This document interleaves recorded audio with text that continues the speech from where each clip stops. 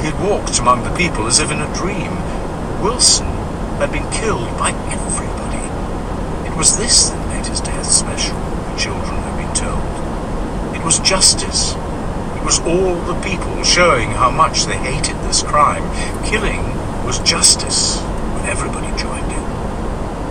At 10, Sefadu had not been able to understand this because his idea of justice was more personal. It puzzled him still, 12 years later.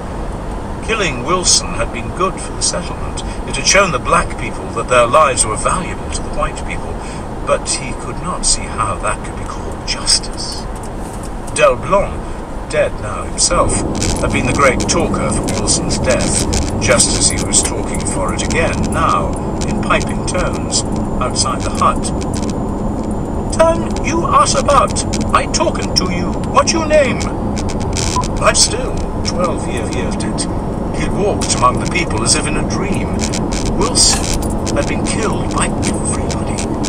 It was this that made his death special, the children had been told. In a half mile, merge onto US 87 North.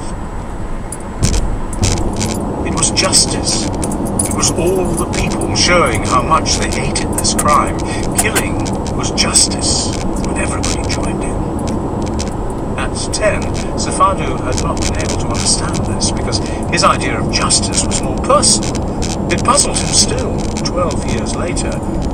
Killing Wilson had been good for the settlement. It had shown the black people that their lives were valuable to them. Continue on US 87 North for 142 miles.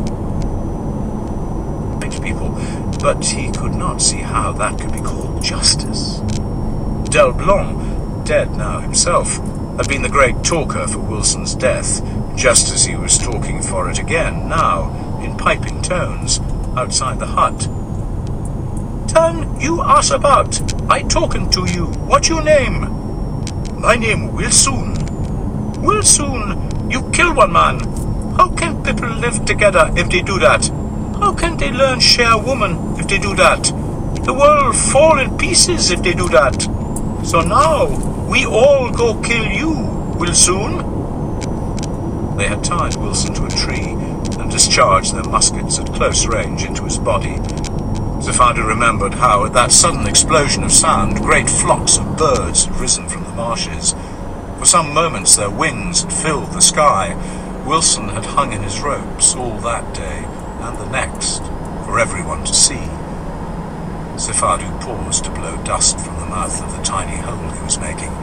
The little line of pearls on his low bench was diminishing slowly. He sat cross-legged on the floor to work in the light of the entrance. The image of Dinka came into his mind as he had seen her last. The shapely arms, the proud carriage of the head, the long, narrow eyes, both languorous and mocking. On her lower lip, close to the join, there was a tender flush of blood, dark pink, as if at some previous time this lip had been turned a little more inward into the protective softness of the mouth.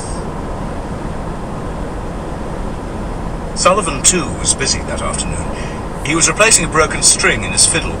He would win Dinka by the power of music, and he desired the instrument of persuasion to be in best possible condition. Sullivan's life from earliest childhood had been too hard for him to maintain much consistency of principle or opinion. That is for more sheltered folk. But he had retained a belief in music as an aid to love.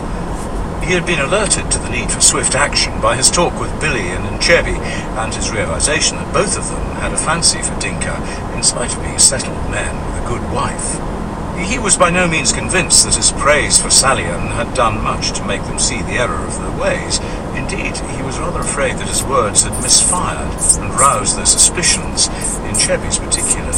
Nchebi was a subtle and guileful fellow. There was a good deal to fear from this quarter, Sullivan felt. Fortune had favoured him in the shape of a fresh-killed deer brought in by Hughes the day before. He had selected a length of gut from the carcass, and had squeezed and nipped the blood and excrement out of it with utmost care, pulling it repeatedly between finger and thumb until it was clean and sweet as he could make it. All night it had been soaking in a strong live wood ash. Now he had begun to peel away the softened film of skin lining the outside, a task requiring patience and devotion and lightness of touch, all of which qualities Sullivan brought to it and desired also to bring to Dinka.